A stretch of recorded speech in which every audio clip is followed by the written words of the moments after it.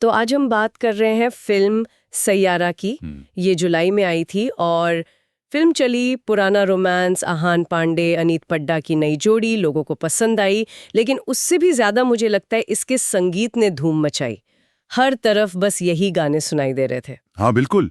और ये दिलचस्प है क्योंकि देखिए, भारत में फिल्मी संगीत तो हमेशा से बहुत जरूरी रहा है, पर सैयारा के साउंड ट्रैक ने एक अलग ही जगह बना ली। इसकी जो वो भावनात्मक गहराई है, वो सुकून देने वाला फील, वो लोगों को छू गया। आज हम जिस सोर्स पर बात कर रहे हैं वो एक आर्टिकल है जो इसी फिल्म के हाल ही में आए एक्सटेंडेड म्यूजिक एल्बम के बारे में है। बिल्कुल। तो आज की हमारी ये जो चर्चा है, इसका मकसद यही है कि भाई ये संगीत इतना हिट क्यों हुआ, क्या था इसमें ऐसा, और अब ये जो नया वाला एक्सटेंडेड एल्बम आया है, इसमें क्या नया मिल रहा है सुनने वालों को। तो चलिए देखते हैं जरा इसकी संगीत में क्या कुछ है।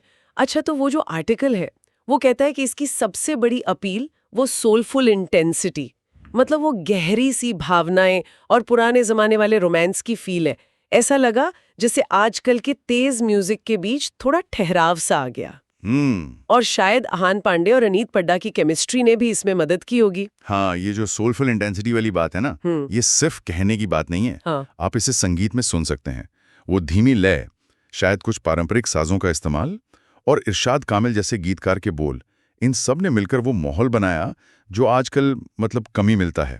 और आंकड़े भी यही कहानी कह रहे हैं। आंकड़े? क्या क्या कहते हैं आंकड़े? कुछ आइडिया है? हाँ, सोर्स के मुताबिक सभी स्ट्रीमिंग प्लेटफॉर्म्स पर मिलाकर 500 मिलियन यानी 50 करोड़ से ज्यादा स्ट्रीम्स। 50 करोड़? हाँ, आज के जमाने में ये बहुत बड़ा नंबर है, जहां रोज इतना म्यूजिक आ रहा है। और ये सिर्फ इंडिया की बात नहीं है, यूट्यूब के ग्लोबल चार्ट्स पर भी ये छाया रहा।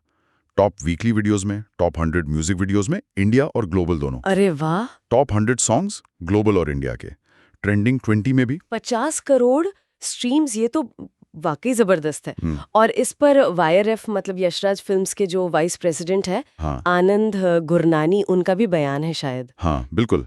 उन्होंने यही कहा कि ये सफलता दिखाती है कि भाई हमारा ओरिजिनल इंडियन म्यूजिक जो है वो ग्लोबल लेवल पर बड़े बड़े एल्बम्स को टक्कर दे सकता है। और ये बात सही भी है। ये आंकड़े सिर्फ नंबर नहीं है, ये दिखाते हैं कि लोग कैसे कनेक्ट कर रहे हैं संगीत से, कितना शेयर हो रहा है, प्लेलिस्ट में जा रहा है। सही बात है। और ग्लोबल सक्सेस ये साबित करती है कि जो चीज असली है, अपनी जड़ों से जुड़ी है, उसकी डिमांड सिर्फ भारत में नहीं, दुनिया भर में है। और अब तो वाईआरएफ ने इसका एक एक्सटेंडेड एल्बम भी निकाल दिया है।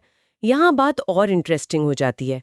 क्या है इसमें नया? हाँ, तो देखिए, इस एक्सटेंडेड एल्बम में 2 तो बिल्कुल नए गाने हैं। एक तो बर्बाद गाने का रॉक वर्जन है। ओ, रॉक वर्जन। हाँ, शायद ओरिजिनल से थोड़ी अलग एनर्जी होगी इसमें। और दूसरा एक बिल्कुल नया गाना है, साथ तू चल हमसफर। लेकिन जो सबसे खास चीज है वो है 16 ओरिजिनल साउंड ट्रैक यानी ओएसटी इंस्ट्रूमेंटल्स। ओएसटी इंस्ट्रूमेंटल्स, अच्छा, वो जो फिल्म के बैकग्राउंड में बजता है बिना बोल के। हाँ, बिल्कुल वही। ये 16 ट्रैक्स हैं और ये श्रोताओं को सुनने वालों को एक मौका देते हैं कि वो संगीत की बनावट को, उसकी कॉम्पोजिशन को बिल्कुल अलग तरह से महसूस करें। आप सिर्फ धुन पर, इंस्ट्रूमेंट्स के इस्तेमाल पर फोकस कर सकते हैं, जो अक्सर गानों में हम शब्दों के पीछे उतना ध्यान नहीं दे पाते। हाँ, ये तो है। म्यूजिक लवर्स के लिए तो अच्छी चीज है ये। बिल्कुल एक तोहफे जैसा। और इस पूरे कमाल के साउंड ट्रैक के पीछे तो कई सारे नाम हैं ना। सोर्स में मिथुन, सचेत परंपरा, तनिष्क बागची, विशाल मिश्रा, और लिरिक्स इरशाद कामिल के। हाँ बिल्कुल, कई बड़े नाम जुड़े हैं। और ये जो म्यूजिशियंस की विविधता है, शायद ये एल्बम की सफलता का एक बड़ा कारण है। हर किसी ने अपना एक अलग स्टाइल, अपना एक अलग रंग दिया है, जिससे एल्बम में एक रिचनेस, एक गहराई आई है। सही। और हाँ, ये भी नहीं भूलना चाहिए कि फिल्म खुद भी जबरदस्त हिट रही। भारत में कुछ 329 करोड़ और वर्ल्ड वाइड तो 570 करोड़ का बिजनेस किया। बाप रे। तो कहीं ना कहीं संगीत की पॉपुलैरिटी और फिल्म की सफलता, ये दोनों चीजें जुड़ी हुई हैं, है ना? हाँ, ये तो है, एक दूसरे को फायदा पहुंचाया होगा। तो कुल मिलाकर वो जो आनंद गुरनानी कह रहे थे, वाईआरएफ वाले, कि ओरिजिनल ऑथेंटिक म्यूजिक पर फोकस करना है, वो बात तो काम कर गई लगती है। ऐसा लग रहा है जैसे दर्शक भी अब सिर्फ नाच गाने वाले नंबर नहीं, बल्कि ऐसा संगीत चाहते हैं जो दिल को छुए, जिसकी अपनी एक पहचान हो। बिल्कुल सही कहा। सैयारा के संगीत की सफलता का जो निचोड़ है वो सिर्फ कैची धुनों तक सीमित नहीं है।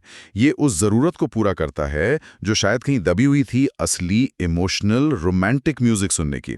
और इसी प्रामाणिकता, इसी ऑथेंटिसिटी ने इसे ना सिर्फ भारत में बल्कि ग्लोबल लेवल पर पहचान दिलाई है। तो इस पूरी बातचीत से एक सवाल जरूर मन में आता है, सैयारा जैसे ओरिजिनल साउंड ट्रैक की ये जो इतनी बड़ी सक्सेस है और YRF जैसी बड़ी कंपनी का ये कहना कि हम ऑथेंटिसिटी पर जोर देंगे, क्या ये हिंदी फिल्म संगीत के फ्यूचर के लिए कोई बड़ा इशारा है? खासकर तब जब इंडस्ट्री में रीमिक्स गानों का इतना ज्यादा चलन है। क्या हम वापस ओरिजिनल धुनों की तरफ जा रहे हैं?